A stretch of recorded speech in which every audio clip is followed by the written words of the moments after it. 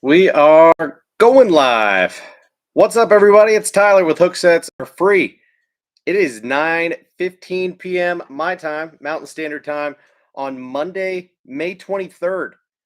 Hope everybody's doing well and catching a lot of fish recently.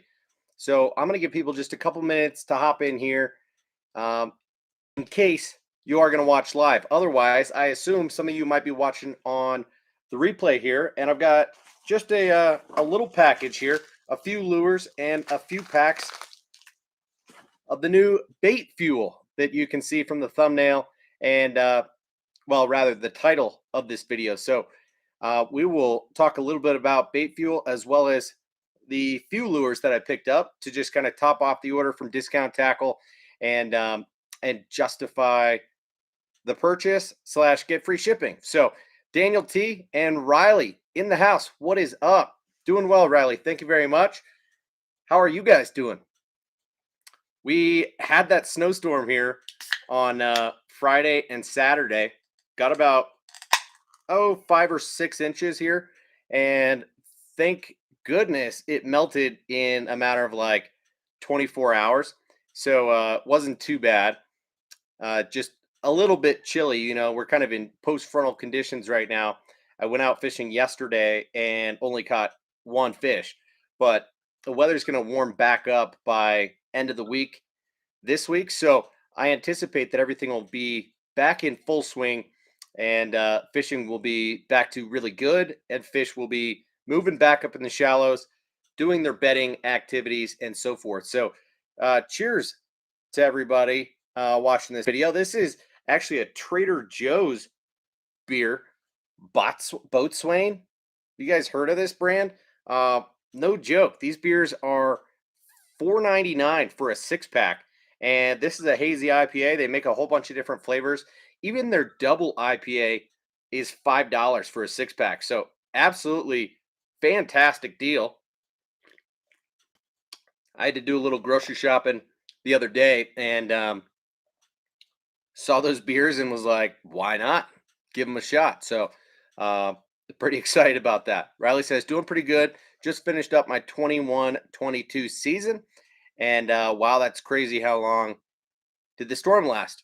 Yeah, it was just like 24 hours. So from, early Friday morning through Saturday morning was really the storm. So we woke up with about 5 or 6 inches of snow on Saturday morning, but really by Sunday, it was pretty much all but melted. Yesterday, I think I might have that off by one day because it feels like it came and went really quickly. But anyway, glad that storm is out of here because it's super rare that we would get such cold weather and in fact get snow in the month of May, let alone this close to summer. It is usually a little bit more typical to get that in March and into April, but definitely not at the end of May. So, yeah, unfortunate to kind of put a wrench in the really good fishing that was going on this past week, but it is what it is. Daniel says, I can drink an IPA, but so far I've found none that I'm a fan of. What? Are you serious, dude? Um, I'll make a couple recommendations to you offline, but what is it about IPAs that you don't like, so that I might be able to help clue you in and give you a recommendation or two? Because I think we've talked about beer once or twice. Do you like pale ales? Do you like American style? Do you like hazy type of beers? Something that's a little bit more fruity as opposed to super piney or hoppy. What is it, man? And I'm going to give people just about 2 more minutes before I open this. It's super heavy because of the BaitFuel bottles in here. Daniel says, I do like pale ale and Pilsner. Okay, so definitely something a little bit more on the lighter end of the spectrum. Maybe an American pale ale or an IPA that's lower in alcohol. I'll keep that in mind when thinking about recommendations for you, man. Matt in the house, South Jersey Fisherman. How you doing, dude? Good to see you in here. I know that you were on Travis Manson's live stream earlier tonight. Saw you on there. I was just in for a short period of time before putting my kids to bed. I saw he was streaming as he typically does on Mondays. So, yeah, sorry I didn't drop in on the comments for that one, but let's open this package right now so that we can see what BaitFuel actually looks like. Ooh, I like how Discount Tackle has gone ahead and individually packaged these up, kind of put some bubble wrap around them just in case they might leak a little bit or something like that. While I'm at it, I'm going to do you guys a quick favor and drop in the comments a link to Discount Tackle and specifically BaitFuel at Discount Tackle, okay, using my affiliate link. So Daniel, don't worry about doing that for me real quick. I'll take care of it. And man, looks like I made this purchase just a little bit early because there's some sort of Memorial Day sale going on right now, which is cool. I haven't checked out to see what exactly is on sale at the moment, but perhaps we can do that in a few minutes after I finish unboxing this package. So I'm going to drop in the comments right now a link. You can click on that link and it will take you to Discount Tackle through my affiliate link and to the page for BaitFuel, which is currently in stock, ready to ship. And it is 15% off. So these are $10 a bottle, but it's a giant bottle. This is 8 ounces and significantly larger than you would find in other scents, or should I say attractants, because we're going to talk about BaitFuel and all the hype around it and what's supposed to make it special. Look at this cool packaging. So it comes in a bag and then bubble wrapped as well, just for extra protection. So got to respect that about BaitFuel and Discount Tackle doing their job in helping keep this as clean as possible. But this doesn't have any oily feel. Nothing has leaked out of the bottle as of right now. So this is a pretty much all clear fish attractant, as they say. So this has a fast X55 formula.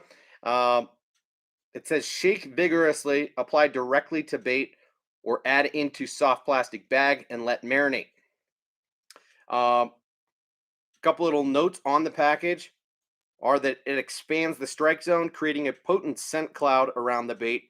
It's got fish active scent technology, which stimulates fish predator instinct, and fish bite and keep biting cast after cast, even on pressured fish. So, of course, there's some marketing jargon in there, but BaitFuel has been kind of all the rage. Has definitely been the most hyped up attractant in 2022. Has been relatively difficult to get your hands on because it's only been available for like the last month or 6 weeks, something like that. And so it's sold out relatively quickly at most places, including Discount Tackle when they first got it in stock last month. And I had planned to get a couple bottles then, and it sold out. So I've just been putting it off. I've had it in my cart from time to time at Tackle Warehouse because it's been in stock, but it retails for $9.99 there. And then I just saw the other day that it came back in stock at Discount Tackle and is $8.49. So I decided to grab a couple bottles, specifically 3 bottles. Now, that is a lot of scent. Why do I need 24 ounces of attractant? And the short answer is I don't. I want to be stocked. And if it just so happens to work well for me, then I'd like to have 2 bottles to be able to last me through the season. So the other one is going to go in this pile for giveaways. And one of you lucky folks is going to get the bottle. So I've got 2 for me, and I'm pumped to try it out. So a few things to note about BaitFuel are that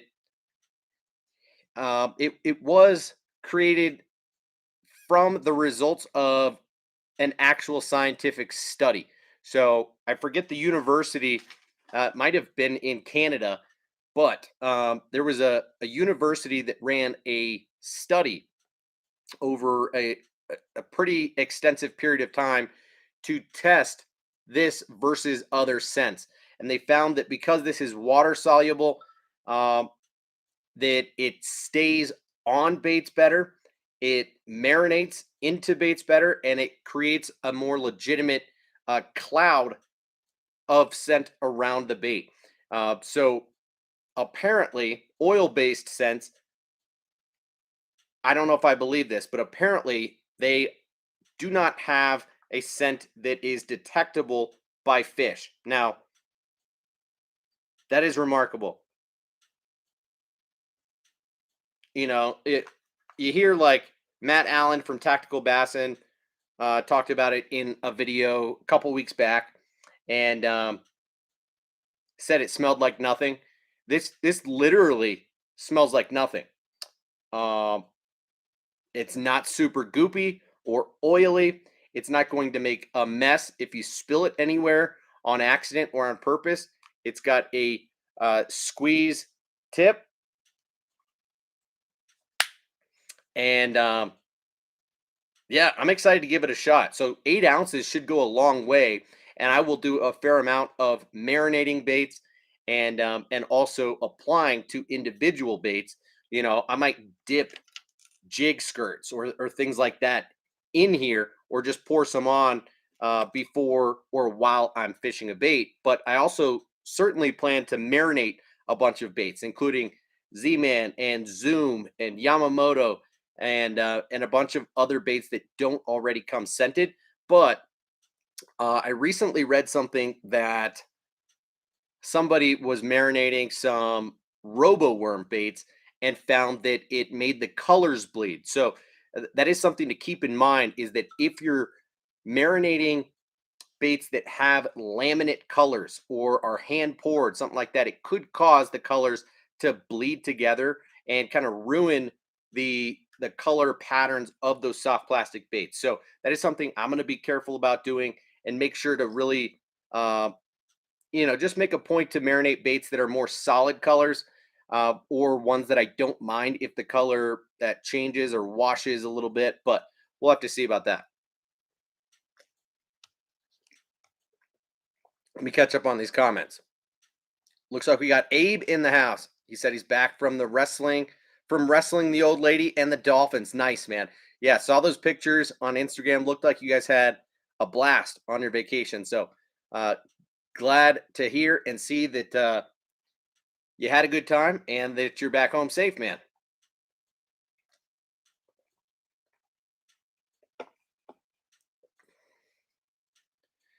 Chris, losing big fish. How's it going, dude? Good to see you in here.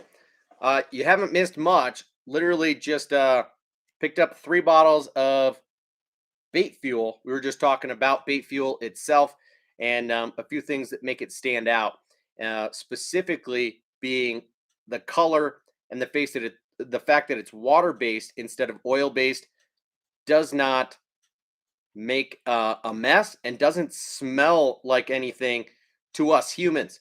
So I am very curious to see kind of how it works, or if it works, what sort of difference I find it to make. And I will put it up against, the Mega Strike that I picked up recently, as well as some of the other scents that I've been using for a while, like the Procure and Power Bait and some other things like that. So I will keep you guys posted about the results that I get with BaitFuel over the next couple of weeks, because I am going to be using it, especially in bed fishing scenarios, and we shall see. I'm excited.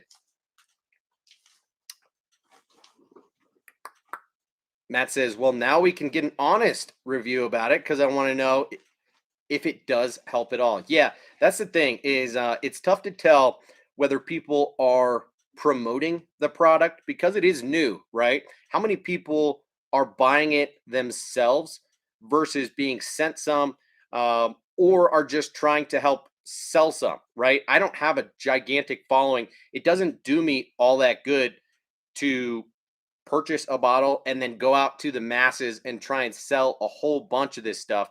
And I don't quite think that that's what Matt and Tim from Tactical Bassin were doing. Um, Although I think they know that their affiliate links work like magic, and that's where they make a lot of money.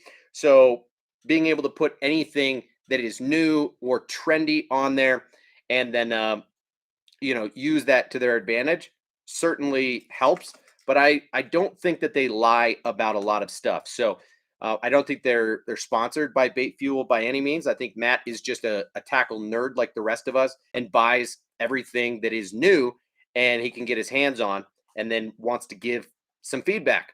And so it's a little bit twofold there, that he's explaining what he's trying, but I don't think he's lying about the review or the feedback when he said that both he and Tim, uh, separate places, same time, both got bit on the first cast while using BaitFuel and have had some good success on it so far. So who knows? We shall see. There are literally only 3 other baits in here, and let's talk about them.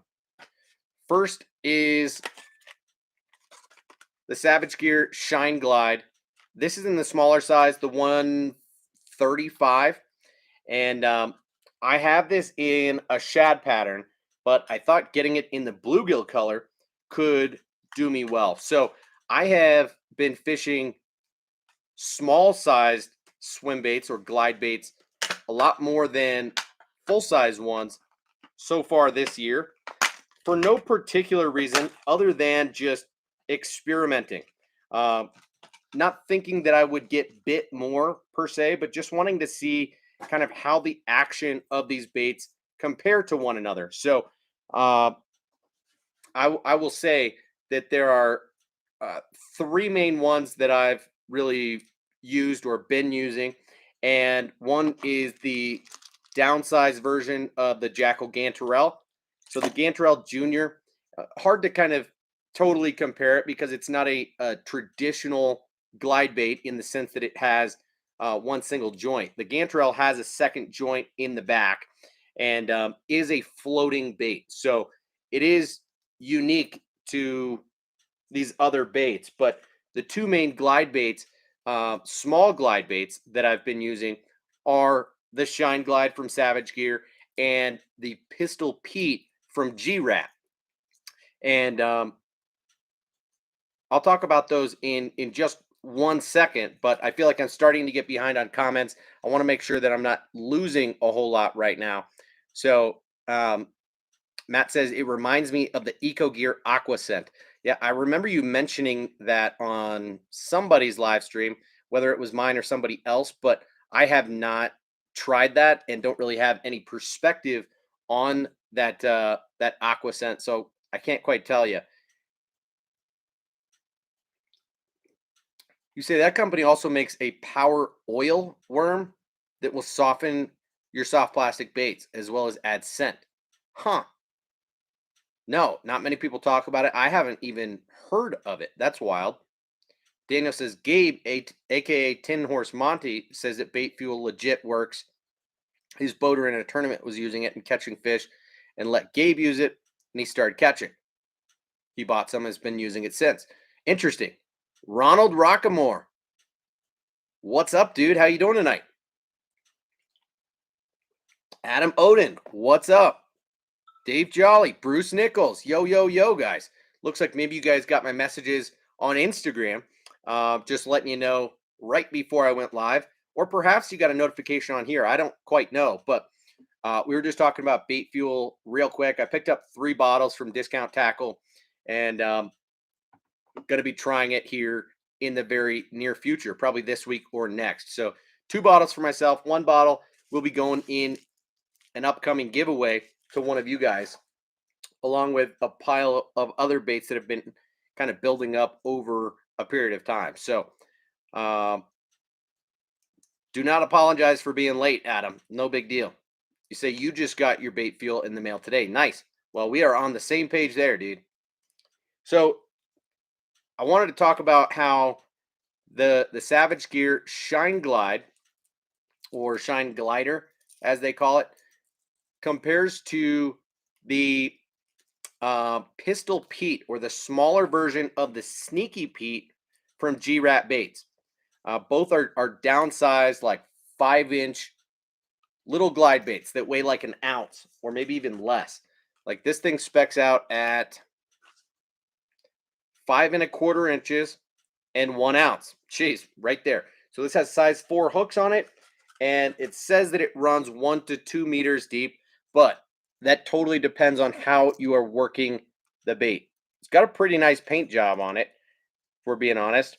It's got that hit of like silver pearl on the nose, so a little bit easier to spot it as it's coming back to you, gliding through the water. But more so than other glide baits of this same size, this has a little bit taller profile, and in my opinion, can mimic a bluegill. So I will say that the Pistol Pete does not act like its bigger brother. The Sneaky Pete has been a bait that over the last 2 seasons or so has really become a favorite of mine in the glide bait category, especially in that like 7 or 8 inch size, 6 to 8 inch size. I love the wide action of it. I love how smooth it works in the water and how easy you can manipulate that bait with the rod or the reel. It's a very good and underrated bait, quite honestly. But the Pistol Pete has the same freedom of movement, a really wide swinging joint, and it doesn't swim nearly as well at slow to medium speeds.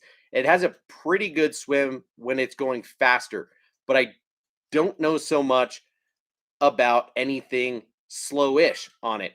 And when you work the bait, other than on a straight swim, that thing is like really choppy.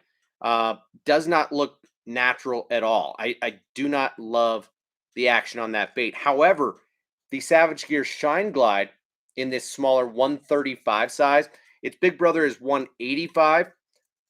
I think it has very comparable action, very impressive action for its size. So I have it in the gizzard shad color, and I decided to pick one up in the bluegill color to try and get some shallow eaters uh, here soon during the spawn and in the post spawn. I've seen a lot of bass up shallow, and they're hanging out right near some bluegill. So I told you guys I had a super productive day about a week ago um, in the back of this shallow cove where the creek runs in to this lake that I fish fairly frequently. And there was another guy that had been there for like 3 or 4 hours before I got to that spot, and he said he had been whacking on them all morning, and a wide variety of species, just like I caught. So bluegill, crappie, bass, a little bit of everything. Uh, Except for him, more like a lot of bit of everything. I caught probably 25 fish or so. Uh, Not Santi. Hola, buenas. Sí, todo bien, pero ¿qué haces? Está lindo ese. No, I don't think it's a bot, Daniel. Just a Spanish speaker. Hispano hablante. Y todo bien. This is a beautiful bait. I agree. So, um, Matt says no habla inglés, and it's fine if you don't. I don't know if you can understand what I'm saying or not, but that's quite all right. We're gonna speak in English tonight because that is kind of the standard procedure here in these live streams. So, um, anyway, the guy told me he had caught a small bluegill and decided to throw it on a circle hook, and as a result, caught a pretty big bass, probably a 3 4 pounder, right in that area. So that got my attention, got me thinking. I did not do that while I was there, especially because I was catching like 6-inch bluegill, nothing tiny. I was not really downsizing small enough to catch a, 3, 4, maybe even a 5-inch bluegill. And so this will imitate, a 5-inch long bluegill, but maybe the body profile of more like a 3-inch bluegill. And I'm excited to see what might eat this, especially when acting uh, erratic in the shallows near some bass that are kind of sneakily hiding in the shade, in some cover, whatever it is. JP Harrell in the house. What's up, dude? Well, I appreciate you jumping in, man. Good to see you in here. Saw you on Travis's live stream earlier tonight as well. Thank you for hopping on when you saw that we were live. We're just talking about a small package that I picked up from Discount Tackle. Got a couple of bottles of BaitFuel, which I'm excited to give a try here in the next couple of weeks. Got one of the small size of the Savage Gear Shine Glider. I really like this bait in the standard middle size, the 185. I don't have any of the Magnum Shine Glide, but I've heard mixed reviews about it. These baits do helicopter to a certain extent on the cast, which can, one, cause some line twist, and two, reduce your casting distance to a certain extent. So that is something to keep in mind. But this 135 size is one that I'm pretty excited about, at least that I really like the action of in my limited experience so far in the Gizzard Shad color. I only have 2 other baits in this unboxing, and it's actually one bait in 2 different colors. And this is thinking ahead just a little bit to some action that I hope to have in a month or so. I might throw it before then, but I don't expect things to really start working in the frog arena for about another month, maybe even 2 months. Things move a little bit slowly here in Colorado, but not safety. Don't worry about it, man. I'm glad that perhaps you can understand what we're saying, but maybe don't speak Spanish. That's quite all right. Or you don't speak English, but you know what we're saying. Or maybe there's subtitles turned on or something like that. I don't know. Adam says, any idea how much bait fuel will be needed? How much bait fuel will be needed on plastics? Just a couple drops rubbed in. That's my understanding, but I think it will do that much better when you marinate it into bags of soft plastic. So I would assume it'll do better if it has time to absorb.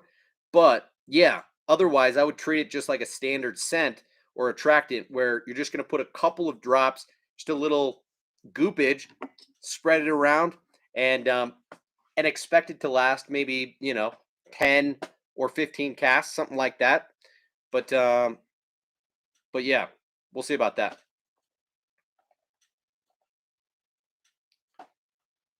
And Matt makes a good point. Maybe just dip it in, because this bottle actually does have a pretty wide top, right? I don't want to pour this out because, it's relatively thick, but I don't want to pour it out of the bottle. So this is, just kind of like a Coke bottle or a water bottle. So definitely wide enough to fit most soft plastic baits inside, including like a Kitech Swimbait. You could just dunk that in there and then pull it out and throw it. So once you've got your plastic already rigged, you can just dunk it and go, and you don't have to get it on your fingers. Although, apparently, because this is water-based, you should just be able to kind of wipe it wherever. Maybe I wouldn't wipe it on my clothes, but I guess you could, and not necessarily stain or ruin your clothes. But Riley says, would it be best on a medium heavy? Yes, I would not throw this thing on anything heavier than that, because while it is an ounce in weight, I think it's very castable on a standard medium heavy. Most medium heavy rods are going to be rated anywhere from as light as a 1/4 ounce to upwards of an ounce. Some might be rated a little bit heavier than that and could handle lures up to like 1.5 ounces. Some might be a little bit lighter than that and say that they could only handle lures up to 3/4. But regardless, I think almost any medium heavy will handle this just fine. And that's what I will be throwing it on.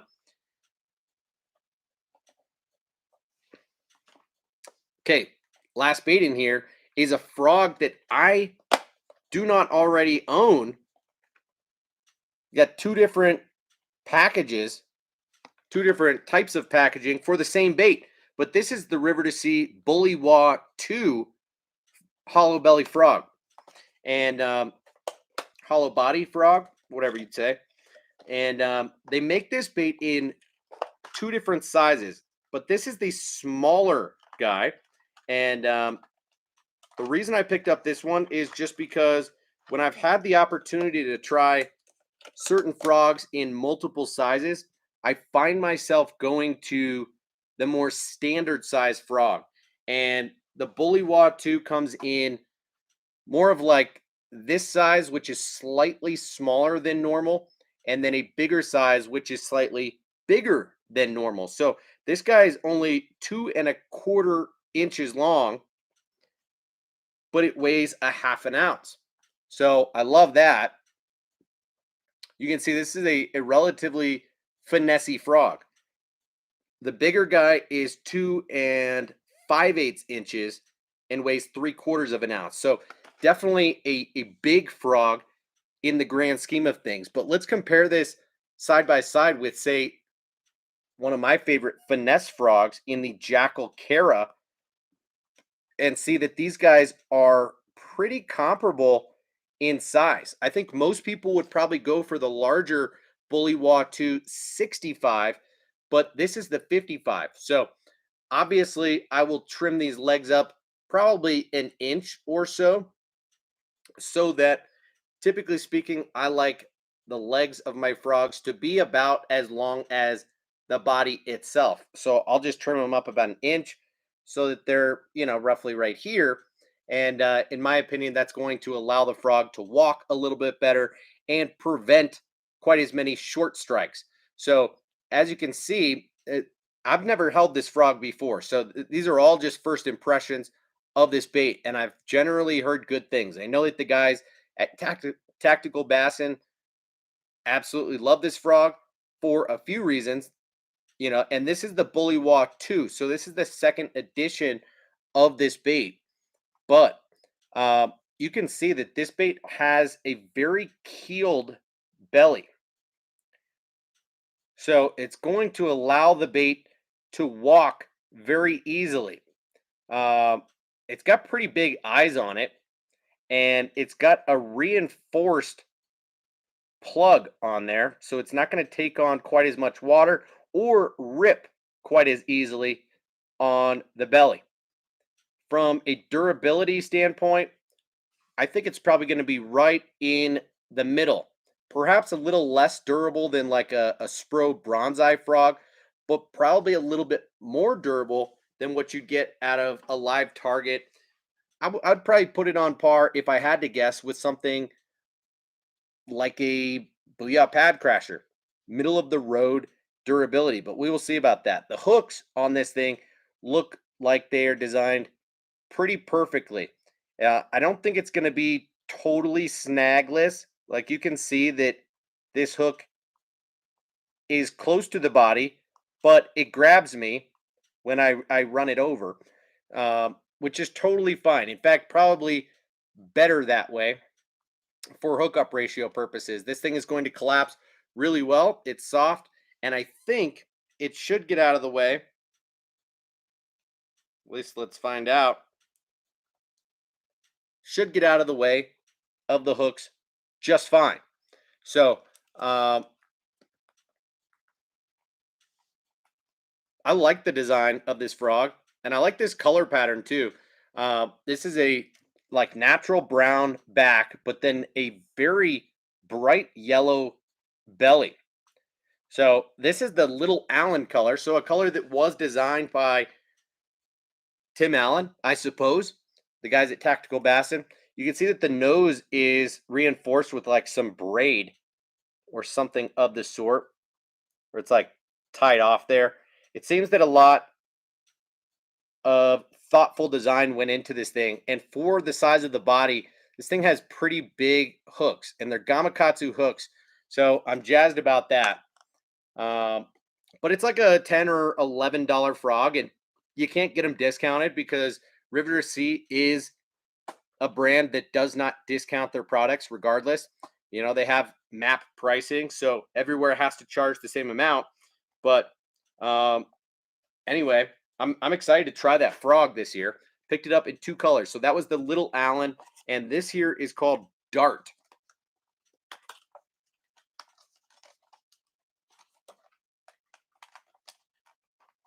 Bruce Nichols says, Tyler, do you think 17-pound fluoro is heavy enough line for a Whopper Plopper 130?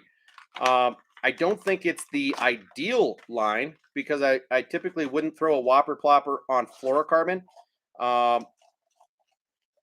But I think it would be fine. If you're throwing straight fluoro or mono, I would say 20-pound would be my preference because the Whopper Plopper 130 is heavy. We've talked about this before. It's about 1.5 ounces. And if your gear is not dialed in perfectly, you can backlash pretty easily with that bait. And so if you're using straight braid, you need at least 65-pound braid. If you're using straight monofilament or straight fluorocarbon, 17 is probably fine, but 20-pound would be better. But if you've already got 17-pound, just give it a whirl. I would just say start out by making a little bit easier casts. You know, tighten your spool tension a little bit more than you ordinarily would. Don't let that thing drop very fast. In fact, you might tighten it up so that it just doesn't quite fall on its own. And then you can cast it a little bit easier. You'll be sacrificing some distance at first. Get used to casting it. Maybe slightly loosen up that spool tension before easing up and starting to make longer casts and bomb it out there a little bit more. You need to get used to the weight of the bait before you just go willy-nilly and start flinging that thing out there, because you are going to risk backlashing and potentially snapping your line and losing the bait, which happened to me a few times when I was new to the bait. Definitely lost a couple of bigger ploppers in my day, but that was a few years back. Robert says, I throw my glide baits on a medium heavy 7-foot catfish rod. Okay, you totally can. This is a different class of glide bait though, right? Like, let me just show you how it compares in size. Let me see if I can reach without stepping on some stuff. I'm gonna step on stuff, but got my box just right here. Come on, baby. Okay. So here's the Shine Glide 185. And here's the Shine Glide 135. Okay. Size-wise, these baits are dramatically different. So the 185 is the standard size glide bait that I think weighs like 2 to 2.5 ounces. You do need to throw this on slightly more dedicated gear for swim baits. I would not throw that on a standard medium heavy or heavy power rod. Whereas the Shine Glide 135, weighing in at just 1 ounce, can be thrown on most, if not all, conventional gear. So that's mostly what I was just talking about. You know, I would say that like the tipping point for most baits is going to be right at like 1.5 ounces, where you're going to want to step up to gear that is a little bit more dedicated. And the S-Waver 168 fits like right in that category where you can get away throwing it on conventional gear. That didn't feel great, but anything bigger or heavier than that, and you're going to want to have a dedicated swim bait setup. So this color here is called Dart, and this is obviously a translucent red. I think it should be good in shallow water and at certain times of the year or in dirtier water. And it's got that orange throat and a bit of sparkle in it. Pretty cool looking color. I don't have a lot of red frogs, so decided to pick that guy up. So 2 of the bullywa 2 frogs, 1 of the Savage Gear Shine Glider, 135, and 3 bottles of BaitFuel is all that I picked up. Just a little bit over, or right at that $60 price point, and I was in and out. So that Savage Gear Shine Glider, if you do like the sound of it, or you already have 1 or 2 and like them, I do recommend that you pick them up at Discount Tackle. You can save a pretty significant amount of money there, like 25% off by buying them at Discount Tackle. So that little guy retails for 20 bucks, and I got it for $15 or a little bit less on Discount Tackle. So keep that in mind. And yeah, Discount Tackle is the deal. Robert says, ugly stick. Tuck in a couple rattles into the shank hole of my frogs. Yeah, never a bad move is to throw some rattles or BBs into the butt of your frog or into the hole where your hook goes in. So I do that on some frogs. It's usually a move that you're going to want to do if you're fishing heavier mats because it'll do 2 things for you. One, it will weigh the frog down a little bit, allow it to compress on the mat more, create more of a presence as it lands and as you're working the bait on that mat. The other thing it will do is create more of a presence from a sound standpoint, having rattles inside your frog. So not a bad modification, something that I have done and do occasionally do, but I typically make more modifications in the way of the legs, either shortening them up, making one longer than the other, removing them completely, and sometimes replacing them with other materials. Those are more typical modifications that I like to make to frogs, but there's a lot that you can do. So Matt says, Tyler, I got a decent amount of baits from the hookup to unbox. If you'd be down, I might do it on Thursday. Also wanted to talk about hover strolling and a special hook that Gamakatsu made for it. I think I would be down for that. I just got to double check with the wife. She's working tonight. She's got a really random work schedule for the next like week and a half because we're going on a family vacation in like 3 weeks from now. And she typically has to work around holidays. So she's working tonight, Friday, Sunday, Monday, and then again, a random day next week. So not a consistent work schedule over the next week and a half, but I would be down and think that it should be fine to do Thursday, but I'll check with her tomorrow and keep you posted about that. Sounds good to me, man. Robert says anything less than 20 pounds for me and the lure is sailing away. I mean, I don't throw 20-pound line very frequently. When I do, it's to throw big baits. Ordinarily, I feel pretty confident with 15 or 17-pound line, unless I really am concerned about the weight of the lure or,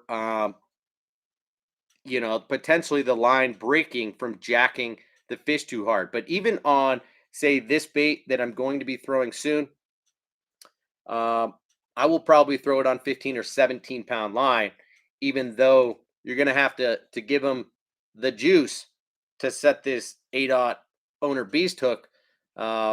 but I don't throw a 20-pound very frequently.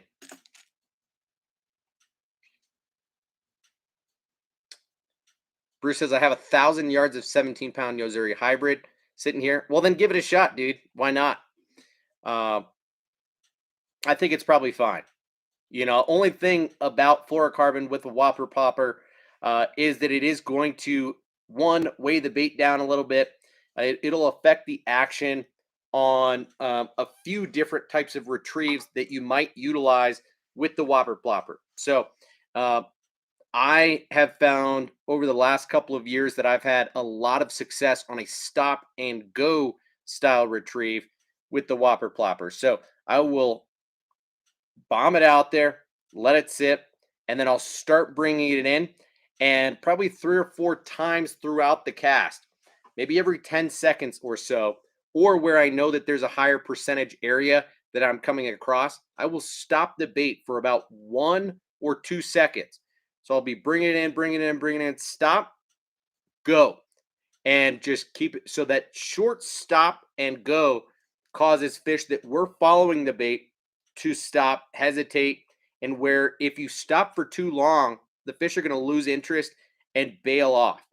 But just that stop and go makes them have to make a decision, and you get eaten right after starting the bait back up pretty frequently. Otherwise, a straight retrieve is kind of how you're going to want to do it for the most part. But then you don't have a huge advantage over a buzz bait, except for maybe the hookup ratio just being a little bit better on a plopper. But 17-pound line is going to make it so that you're going to want to straight retrieve the bait quite a bit more, because otherwise that line is going to weight the nose down. So on a stop and go retrieve, that bait's going to nose down, and as you start it back up, it might kind of dip a little bit, or you might have to hold your rod tip a little bit higher to get it to do what you want it to do. But let us know how it goes.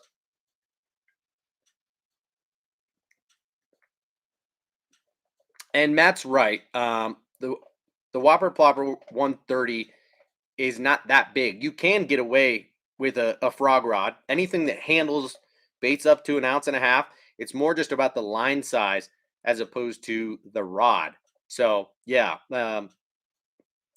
you know, a heavier jig rod, frog rod works just fine.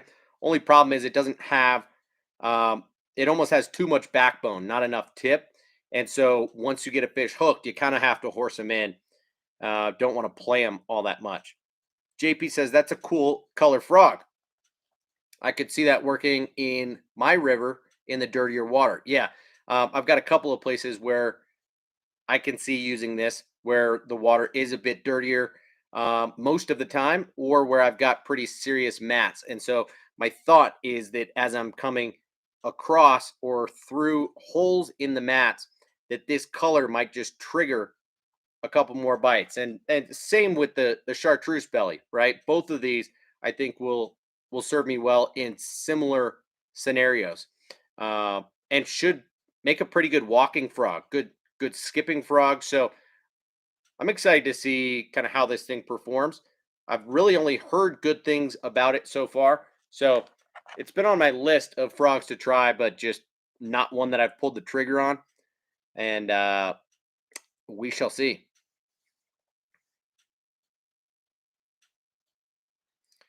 John says, picked up the decoy weedless hover strolling hook.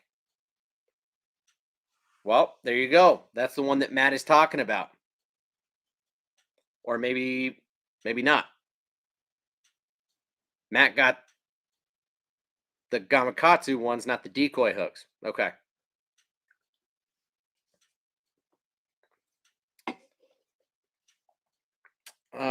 Matt says, and the 3/0 hook fits those frilled chads from depths very well. Okay. Yep. Hellabass, Rich in the house. My man, what's up, dude? How you doing? Might need to try the bullywa. Yeah. I'm excited to give it a shot, man. So, like I was showing earlier, you know, this bait comes in 2 sizes, but as I showed you last time you were on, I like the live target frog for a few reasons. One, because it's super, super soft and it walks well, has an incredibly good hookup ratio. But I was talking about the sizes and showing you that 45, the 55, and the 65. I think they are uh, small, regular, and large. But I was talking about the Jackal Kara as well, which is a finesse frog that I really do like, and have had some good success on it. But what's cool is that this bullywa 2 comes in two different sizes, one being this smaller 55 size, and as you can see, it's got quite a bit bigger hook on it than the Jackal does, and that gap on there is fantastic. So Gamakatsu hook straight out of the package, and really interesting keeled belly design. Kind of harder to see on that one. Maybe it's a little easier to see on this red. I don't quite know if it'll focus for you, which it's not wanting to. I apologize, gentlemen, ladies, if Riley's still in here. But interesting belly design. So I think it will skip and I think it will walk rather well. Those eyes seem very visible from below and from the side. Soft plastic, but not overly so. I think it's uh, fairly thick or reinforced, but it is really soft. So I'm pretty excited. We'll see.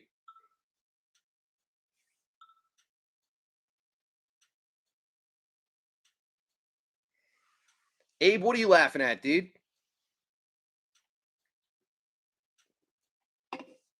Bruce says, I have a 7.6 heavy and it's rated up to 2 ounces. Well, that'll work just fine, dude. Yeah, give it a shot. 17-pound fluoro, why not? Right? Uh, only question is, do you have enough reels to where if you don't love the way that that fishes, can you spool up another reel with some different line, or are you going to need to strip that line off and trash it? I mean, I guess it's not the end of the world if you have a 1,000-yard spool, but um, it would be nice to have something in mind as a backup to be able to use that reel for if you're spooling up 17-pound fluoro. Might just want to use it for jigs or for smaller swim baits. Um, Something else like that can handle heavier line. You'd have to trash the line. Well, dang, dude.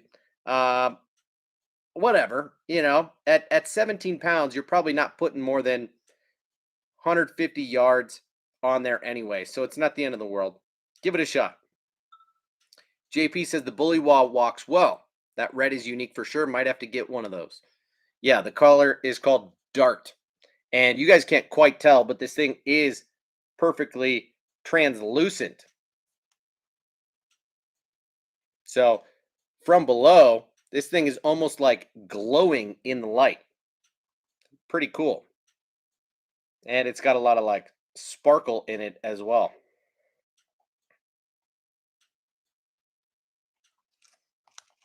So, yeah, I've got a lot to think about in terms of what I'm going to throw here when I get back out on the water in the next couple of days, because that storm is past us, but it's still not like back to being hot yet. I think today topped out at like 55 degrees.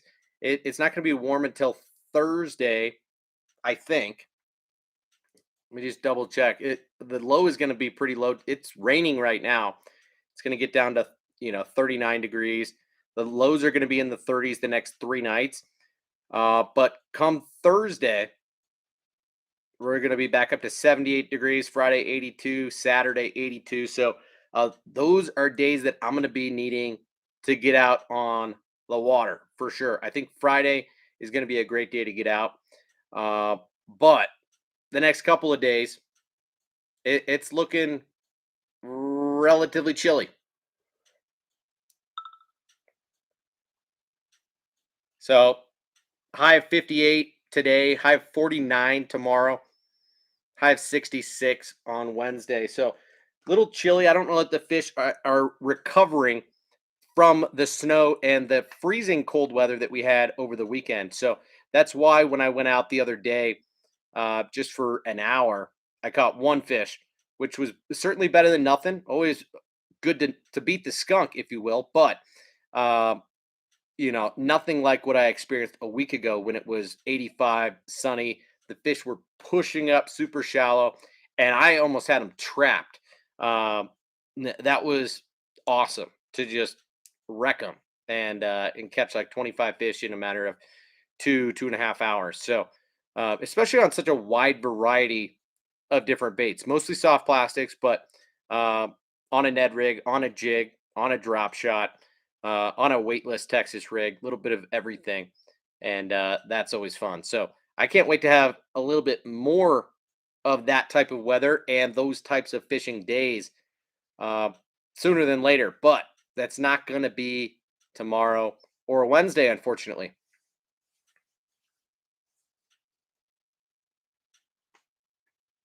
Matt says that would be a cool color on a swim bait. Really? Translucent red on a swim bait? That's something that doesn't exist, right? Most people assume that swim baits are really meant to imitate bait fish. And for the most part, that is true. But, you know, there are crankbaits, lipless crankbaits, um, that come in all sorts of reds and craw patterns, right? Um, this mad craw color pattern is so wicked, isn't it? Just that matte red and orange, freaking sweet. But then you see some baits like chatter baits and wake baits that come in reds. So sure, a chatterbait might occasionally be fished low and slow or on a hopping style retrieve to imitate a crawfish. But with a lipless crankbait, a vibrating jig, and especially a wake bait, a lot of times you're going to be fishing things on a straight retrieve. So it's not like you're always trying to imitate a crawfish by throwing red, even though that is kind of what we assume a large majority of the time. So um, I think we all agree that red can do really well in dirty water and not just when trying to imitate crawfish. And so it, I think you might be onto something there, Matt. And I'm surprised that that doesn't really exist um, in the swim bait world, right? I mean, you get wild colors in soft plastics, like a methylate trick worm, for example. This is like more of a,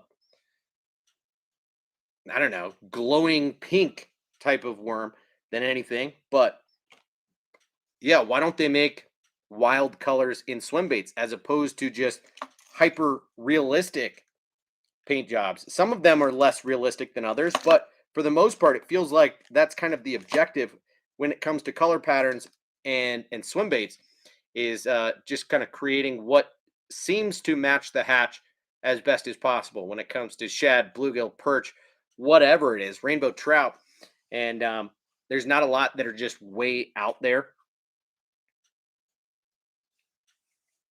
Bruce says, thanks for the info. I figured I would ask before I launched it into the great abyss. Well, keep in mind that it could happen, right? And in an ideal world, you'd either be on some type of watercraft where you could go retrieve the bait or be prepared to potentially go swimming for your bait because a whopper plopper floats, right?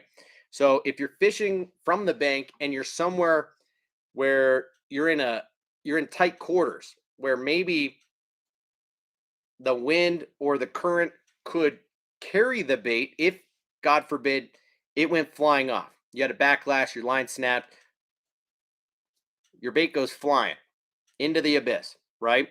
Wouldn't it be nice if you could just pay attention to where the bait is, either use another bait to cast past it and catch your bait, or just allow it to drift to you or to another bank where you can go retrieve the bait. I've had that happen with a lot of baits, not just top waters, but Um, Crankbaits that get hung up.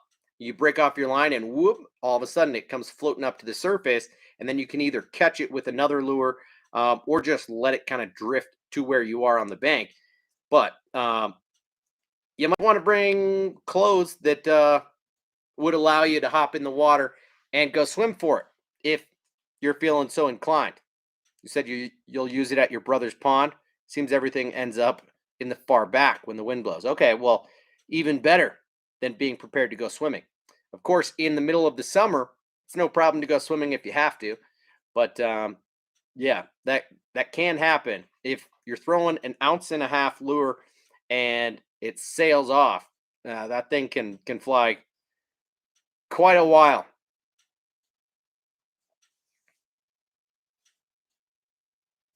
So Matt says I caught a couple fish on my pink Ayuma S quad. Azuma or Ayuma?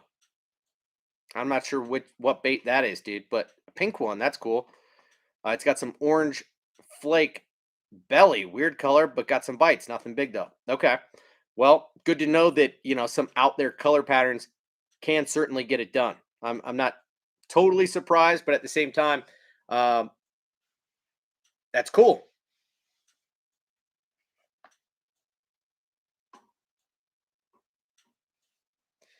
Yeah, and you do see that with more like JDM baits where they put out wild color patterns. Like I've got a totally chartreuse, a 5-inch mag draft that that I haven't gotten around to fishing, and like this shower blows frog that's chartreuse and super glittery is just a wild color pattern.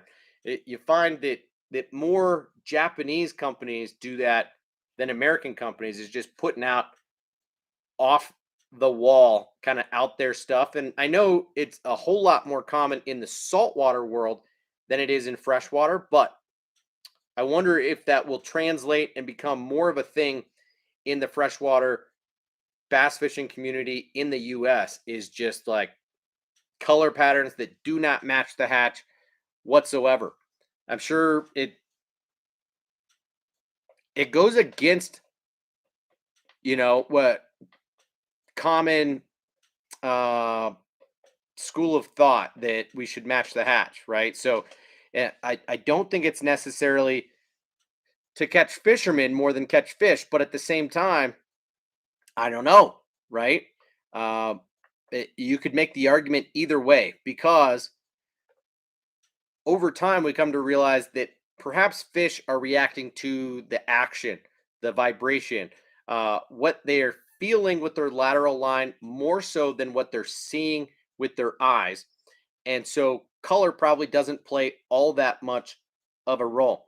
So you could be throwing a totally wild color pattern, and if the bait just has that it factor for that time and place, whether it's the action of the bait, the sound profile, the size, whatever it is, that's probably going to be the main ticket. And the color pattern could make a subtle little difference in getting them to commit, um, actually wolf the bait as opposed to bite it or try to eat it. I don't know. It's an interesting conversation and debate worth having.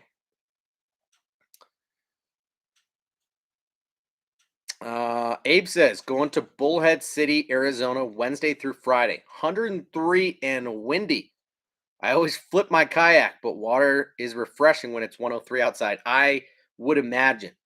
It's not going to be 103 degrees here in Colorado for probably another month. July is the month where it can be brutally hot here. In fact, I want to say two summers ago, so the summer of 2020, it was 100 degrees every single day in July. We did not have one day that temperatures were below 100. That said, being at higher elevation and having dry uh, weather here, low humidity means that it feels quite a bit better when you're in the shade, and temperatures dip quite a bit lower at nighttime. So even though we're going to have temperatures north of 100 in the summer, it'll still be 65 as the low at nighttime. So it's not quite like it is where the humidity is worse and temperatures are still in the 80s at nighttime. We don't quite have that here. So, oh, okay, Matt. Now I know what you're talking about. Ayuma, yeah, Roman made company. Yeah, I remember that now.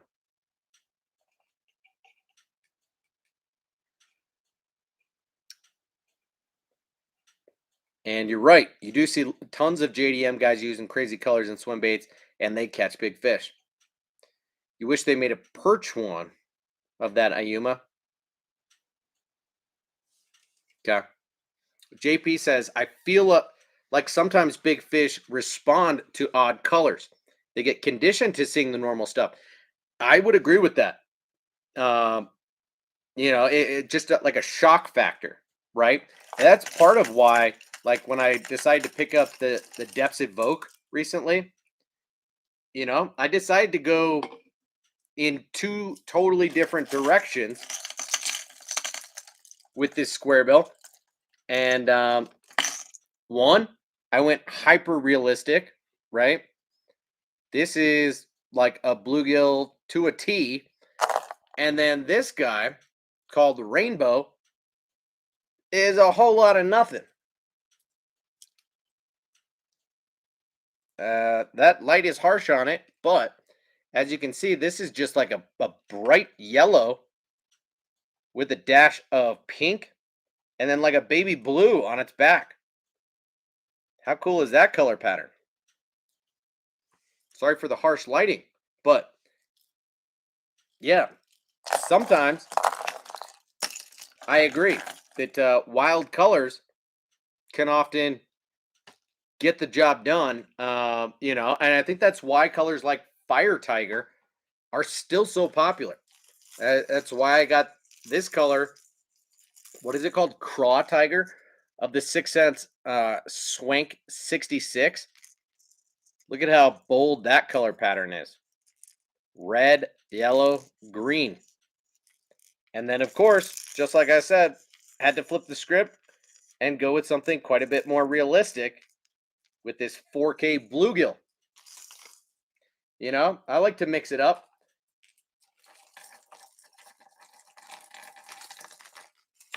So, same deal with their curved finesse square bill.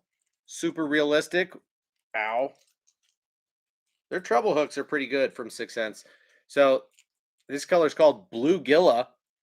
Freaking awesome. But then this guy, Kevin the Baitman Baxter, is called Jink Juice. And it doesn't look nearly as bold in this lighting, but you get that purple back and chartreuse side that is awesome in cloudy conditions or slightly stained water. So I agree with you, man. Nick Rodriguez says, had a front come through DFW yesterday after a good warming trend and lots of wind. Yeah, same exact deal here, just more dramatic than probably what you experienced. Today was overcast and calm on the water. What's a good tactic for post front? Something that's a little bit more subtle in action, right? So that's where you might want to whip out, a flat-sided crankbait, something just a little bit more natural in action. You might want to throw a lipless crankbait. You might want to throw a single swimmer, a soft plastic swim bait, something that's just got a little bit more narrow of a profile or a less pronounced kick, something along those lines. If it's super calm conditions, you're never going to want to throw something that is super aggressive anyway. That's where you're not going to want to throw something that's super loud, something super flashy. That is usually better for windier conditions, but post frontal, same deal. So post frontal and calm, and you might want to just go a little bit more extreme with all of that and downsize your presentation. Go to something a little bit more subtle in action or a little bit more realistic. So, this guy right here, Berkeley Fritzside 5 in the junior size would be an awesome option. Something that is small, something that has a tighter action. But that's just my general 2 cents. You also might want to slow down and use a soft plastic. If you know that you've got higher percentage areas, you might want to just stick to a smaller space if you're trying to go for numbers as opposed to size. You might not want to cover water quite as much with a fast moving and more aggressive presentation. You might want to just slow down and try and mop up a specific area. If you know that fish like to live somewhere specific, might want to throw a drop shot, might want to throw a jig, something along those lines.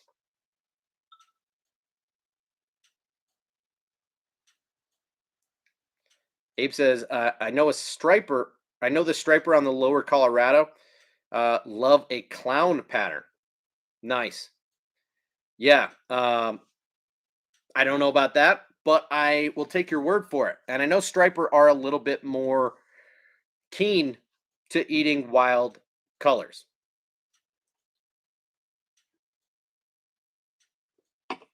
Matt, are you saying that this rainbow color pattern is your top producing color of the Evoke or a top producing color of the Evoke? I'm not sure what you're saying.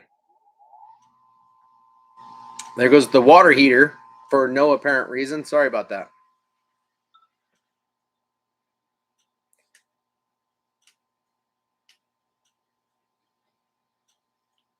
Nice. Dave landed his first Jackal Gantarelle fish this past weekend. Sweet, dude. Yeah. It takes a little bit of commitment in using this bait because it's a big profile, right? Was it the full size or was it the junior? I find that I use the Gantarelle Junior quite a bit more frequently than the full size, simply because of that confidence factor and the size of the bait. I find that a 6+ inch bluegill is something that most bass do not view as a potential meal. And so you don't get a lot of takers on it, but the Gantarelle Junior is small enough to where I think a lot of bass 2 pounds and up will take a shot at. But really, you're only going to catch 4+ pounders on the full size Gantarelle. Okay, it was the junior in the RT bluegill. Yeah, that's the color pattern that I use in the junior as well, man. I've got it. It's no longer tied on, but it was for a large portion of the early season. I took it off the other day to tie on the, what was it? I think I actually tied on the Savage Gear BBZ1 6-inch in like a gizzard shad color. I really like that BBZ1. Super versatile bait and very natural swim to it. Yeah, I talk about it from time to time, but it's a pretty underrated bait. And that gizzard shad color has actually done the best for me.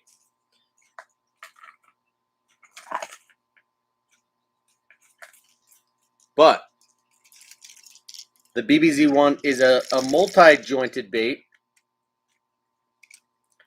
that has a super natural swim to it. And my wife is calling. I'm going to screen this call and see if she texted me. Holy shit. I've got 77 texts. I swear they're not all from my wife. Just one from her.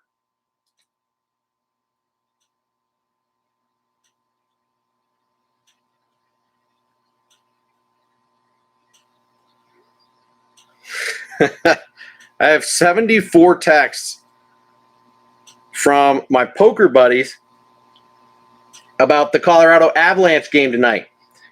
We took it to the St. Louis Blues pretty aggressively 2 nights ago and tonight to make up for the mistake that we made in game 2 at home in letting the Blues tie the series up. So now we're up 3-1 after tonight, headed back home to close out the series and go to the conference finals, which I'm jazzed about. The Avs are playing really good hockey right now.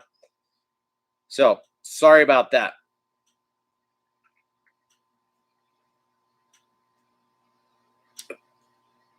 Bruce Nichols, only an hour late. No problem, dude. Daniel says that Crawfire Swank 66 is something I could see working in my waters. Yeah, I'm excited to give it a shot as well. It's a pretty wicked color. A little bit, out there. But it's very traditional, like fire tiger color pattern, just with a craw style stencil on there. And I think pike will destroy this thing. I've got 2 specific bodies of water where I think they will love to eat that. So I didn't buy it thinking that I would use it to fish for pike, but we'll see about that.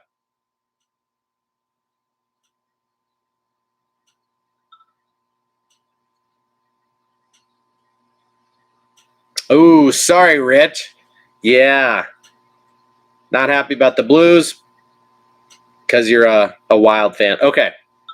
Well, I'm glad that you're not a Blues fan, but I understand where you're coming from. That was a hard-fought series. You guys went to Game 7, didn't you? Whereas we swept the first series and had like a week off. But we had a slow start to this series with the Blues, and finally are kind of figuring things back out, getting into our rhythm. But I'm a little bit worried about Tampa Bay, seeing the way that they've played and just freaking swept Carolina. Freaked me out a little bit to see that earlier tonight. But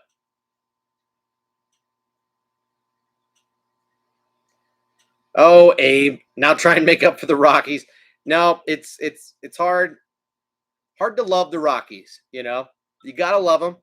Went to a Rockies game with my daughter and my brother and my niece a week ago, right? I told you guys that little daddy-daughter date night. That was super fun to do, but we lost. It's been you have to love them, but also they haven't been real great many times over what is it now? Like almost 30 years that they've been in Colorado. I want to say 1993 was our inaugural season. I actually went to that game when I was 5 years old. I still have the plaque with the original tickets and everything. But yeah, my family we've had season tickets forever and ever. And so I managed to go to anywhere from a half a dozen to a dozen games a year. And it's a fun experience to be able to take our kids to Denver Broncos, Colorado Avalanche, and Colorado Rockies games. But it's a heck of a lot more fun when the teams are good. And the Rockies are usually not good. There was really only 1 or 2 years where we were like good. And even when I was in college, we went to the World Series and we got destroyed by the Boston Red Sox. That was not fun. And yeah, I went to game 4 of the World Series to watch us lose, watch us get swept by the Red Sox at home. And that sucked. It was like when I got to go to the Super Bowl when the Broncos got destroyed by the Seahawks in New York 6 years ago. Well, was that 8 years ago? 6 years ago, we won it. But my daughter was a newborn, and we didn't get to go to that game. Robert says, I grew up on Avs hockey, Patrick Waugh and crew. Yeah, dude, me too. What a fun squad that was to be a fan of growing up. And that was at a time where literally the Broncos and the abs were just almost unbeatable, right? Late 90s, right around the turn of the century. So freaking good. Um, our our squads, both teams, the Avalanche, uh, we're so good in those years. And Patrick Waugh was a blast to watch play. You know, he was one of those goalies that was not scared to fight. But then we also had dudes like Adam Foote on defense, just a total uh, enforcer, but a good guy at the same time. And then you got Peter Forsberg and Joe Sakic, and I mean, we too good. And on the football end of the spectrum, we had John Elway, we had Terrell Davis, um, we had Shannon Sharp at tight end.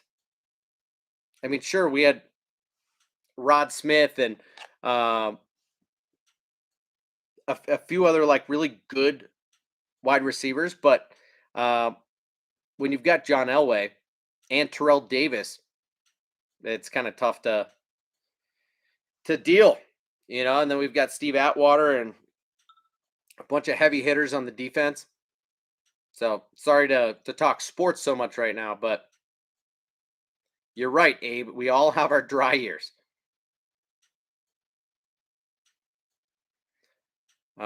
Matt says crazy how it's going to be 71 degrees and in the low 70s over uh, here in the beginning of June, coming up when last year it was high 80s and 90s. Uh, yeah, I don't know what to say to that. You know, this is like global cooling. I'm joking, but yeah, you know, it's almost refreshing that water temps aren't exceedingly high and air temps are not exceedingly high this early in the season. Um, I don't think we've had any bad wildfires yet here in Colorado, but that's inevitable and going to happen uh, here at some point this summer. We're still definitely in a drought. So getting 5 or 6 inches of snow last week and then getting some rain today is awesome. Like we're pumped about that, and I will encourage and welcome as much rain as we can get this year. But it is inevitable that it's going to remain dry and warm, and we're gonna get burned up, and that sucks. Chicken fried steak says it's 90s here in Central California. Well, how's that compared to normal for you? Because that doesn't totally surprise me to hear that. Adam says it's 90s where he is with humidity, which sucks. Daniel says wind was a pain in the ass yesterday here. It was pushing the boat around a lot. Yeah, wind, I would say, has been a big factor so far this season. For the first, well, it depends on how long your season has been so far, but the last 6 weeks, 8 weeks has just been crazy windy this entire spring of 2022. Uh, we've only had, it feels like a couple days a week, if that, where the wind has not been like howling. It's been pretty outrageous. So it's something that I've just had to learn to deal with, and I've had to adjust my fishing gear and really tighten my spool tension knob more than I would typically like to avoid backlashing when casting into the wind. There's only a couple of reels that I've got that like are champs in the wind, right? That Daiwa Tatula SV and the Quantum Smoke PT are awesome in the wind. Like they just dial in so easily. But there's some reels like a Shimano Corrado, that Corrado K. I've had to crank down quite a bit um, to avoid a you know serious backlashing. But I've already probably blown up 2 reels, one of which I've had to totally strip and re-spool up entirely.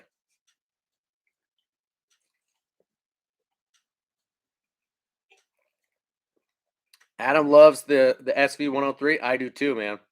Matt says, yeah, those smokes are great in the wind.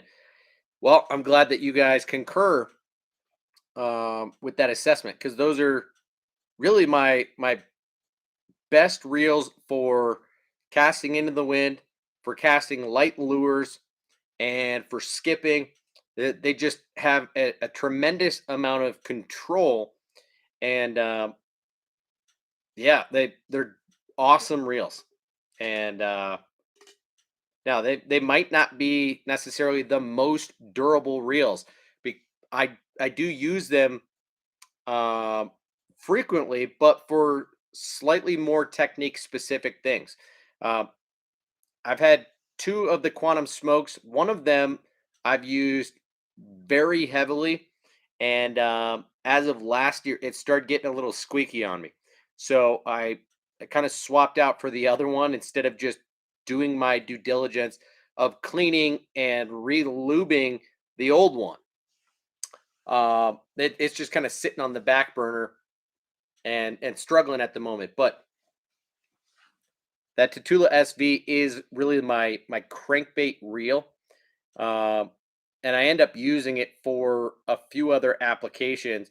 If I don't have a lot of, if I want to stay more mobile, and I might want to also throw a drop shot on a bait caster or throw a weightless Texas rig or something a little bit lighter, maybe a Nico rig or something, then I'll actually use that crankbait setup, and that Tatula SV will work really well at casting those lighter lures for me, where I can really throw crankbaits as light as 3/16 of an ounce without any issue on that thing, while also obviously stepping up to 5/8 or 3/4 on that same setup that is really a true medium power, moderate action, and I love that thing. Dave, no, I haven't tried the new Zillion just yet, but it's on my radar.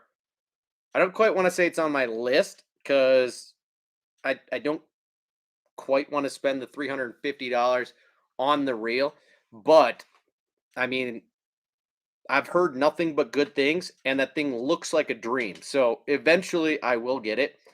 Uh, but I'm kind of rough on my gear, and given that I fish from the bank so frequently, I would and will feel a little bit guilty when that thing starts to get a little bit, dinged up.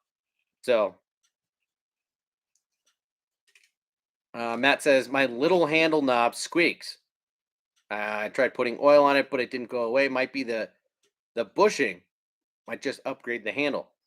Your knob squeaks. Hmm. Yeah, mine doesn't.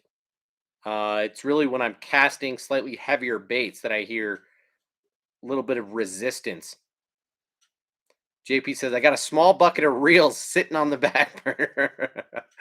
Well, I'm glad that you can relate to that, where you're not just babying all of your gear, but when it gets to a certain point, you kind of throw it aside and pull out a fresher one to replace it for the time being.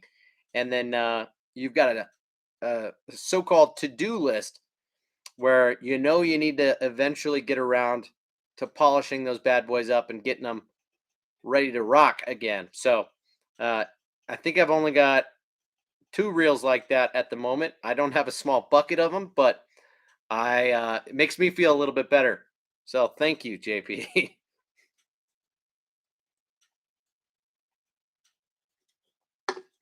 I don't have another beer on me. We've been on for an hour and a half. I'm probably going to dip out of here in a minute. Matt says, I see it could be there. Bearings.